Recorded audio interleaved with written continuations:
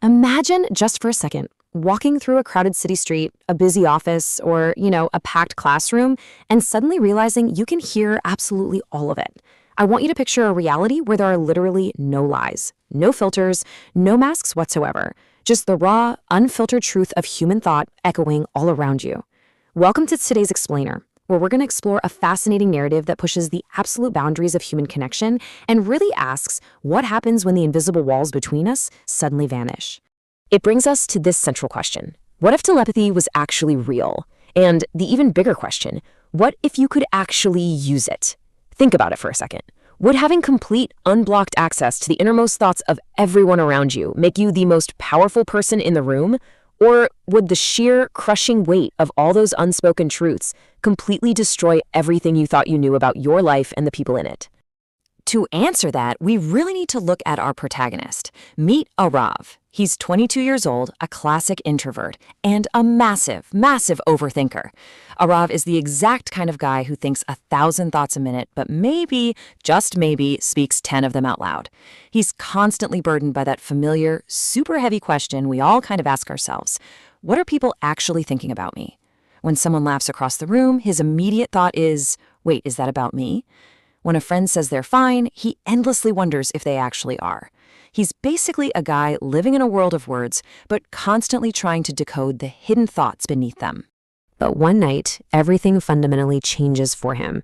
Arav is walking home in the middle of a massive storm. The thunder is absolutely roaring, and suddenly, boom, lightning strikes dangerously close. There's a blinding flash, a complete whiteout, and then just terrifying silence. But when Arav opens his eyes a minute later, the silence breaks. He hears a whisper, but here's the catch. He doesn't hear it with his ears. He hears it inside his own head. He hears someone say, "Why is he walking so slow?" He quickly turns around, right? But there's just a stranger walking behind him. The man's lips are completely still, not moving an inch, yet the voice continues, crystal clear in Arav's mind. I hope he doesn't think I'm staring. Arav freezes in absolute shock. That thought did not belong to him. In an instant, the impossible has become his reality. Telepathy isn't just some sci-fi movie concept anymore.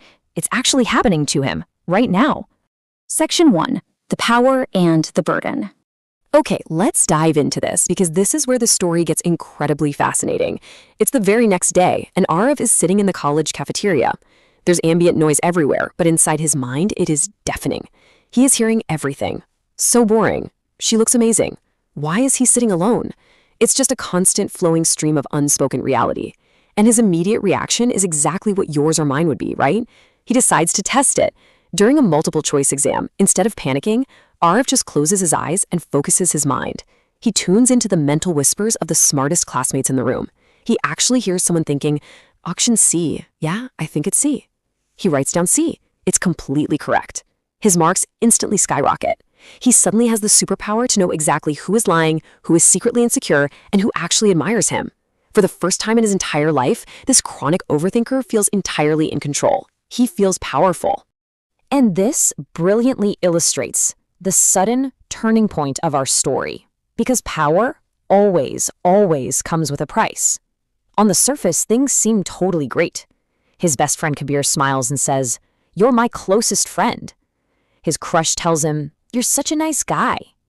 But beneath those spoken words is the inescapable reality of what he hears them actually thinking. Kabir is secretly thinking, I hope he never finds out I'm totally jealous of him. His crush is thinking, yeah, I just don't see him that way. Suddenly, this raw, unfiltered truth completely strips away the comforting illusions of his life. The world immediately becomes incredibly, incredibly heavy. This naturally leads to a massive emotional breakdown. Imagine walking into a room and being instantly hit by a barrage of mental noise. You're not hearing friendly greetings. You're hearing constant insecurity, hidden judgments, secret fears, and endless unspoken comparisons. It's overwhelming. Arav realizes something super profound here, though. People don't actually hate him. They're just terrified. They are fighting massive, exhausting battles in their own heads. But, that realization doesn't make it any easier to deal with. He can't sleep. The hundreds of voices simply won't stop. He literally screams for a mute button, but telepathy doesn't come with one. Section 2, the presentation breakdown. The climax of Arv's journey happens exactly where an overthinker's absolute worst nightmare usually takes place, right on a stage. Arv has to give a presentation in front of hundreds of students. As he walks up to that podium, the sheer, crushing volume of collective thought hits him all at once. This is boring. Man, he looks nervous. I really hope I don't get called next. Don't mess up. Whoa, he's shaking. The voices are overlapping, just compounding and growing louder and faster by the second. His breathing goes completely out of control. The tension is so utterly overwhelming that Ara physically collapses. He literally drops his notes, he falls to his knees right there on the stage, clutching his head, completely drowning in the storm of other people's anxieties. But then, right in the absolute middle of that deafening chaos, he hears something different. A single, soft thought from a girl sitting in the front row. You can do this. Just breathe. One calm, supportive voice cutting perfectly through an absolute hurricane of noise. That single thought triggers a massive fundamental shift in Arav. It finally clicks for him. He realizes a core truth. Telepathy was never about hearing everyone. It was about choosing who to listen to. He closes his eyes. He actively filters out the static, the fear, and the judgment, and he locks on to that one supportive signal. The noise fades. He stands back up, speaks confidently, and actually finishes the presentation. He didn't just survive it, he learned how to control the noise. Over the next few weeks, Arav completely changes how he uses this ability. He totally stops spying on exam answers. He stops invading private thoughts. He realizes that this ability is a deep responsibility, not a weapon. Section 3. The real telepathy. Now, what's really interesting about this concept is how it redefines everything we've just talked about. I mean, have you ever walked into a room and just felt the tension in the air without anyone speaking a single word? Have you ever just known a friend was sad even while they were flashing you a big smile? That is real telepathy. It's not a sci-fi lightning strike. It's empathy. It's the very real, everyday human ability to read facial expressions, catch microscopic shifts in tone, interpret body language, and feel the energy of a room without a single word being exchanged. Human beings are already emotional antennas. This isn't magic at all. It is simply untrained awareness. And if we actually trained this awareness, we would confront the brutal truth behind people's minds. We'd realize that the loudest, most confident guy in the room, yeah, he secretly doubts himself constantly. The smiling girl who seems to have it all together often feels completely invisible. The designated strong friend in your group is more than likely just exhausted. If you could truly hear thoughts, you wouldn't judge people more, you would judge them far, far less, because you'd understand the hidden wars they are fighting every single day. Because ultimately, the question isn't whether you would use literal telepathy if you had it. The real question is, can you listen without words? Can you tune in to the people around you deeply enough to hear what they are desperately saying without them ever opening their mouths? The most profound human ability has never been literal mind reading. It has always been deep, compassionate empathy.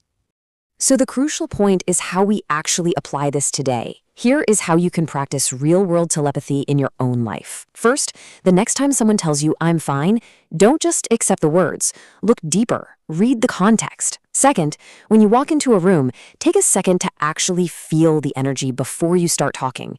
Get a read on the room. And third, never ignore that tiny whisper of your own intuition. True connection isn't about perfectly hearing other people's minds.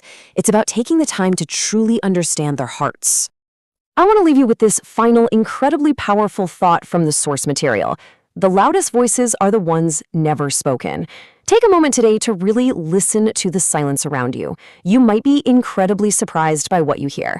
Thanks for joining me on this explainer, and I highly encourage you to go out and practice a little real telepathy of your own today. Keep learning, keep listening, and I'll catch you next time.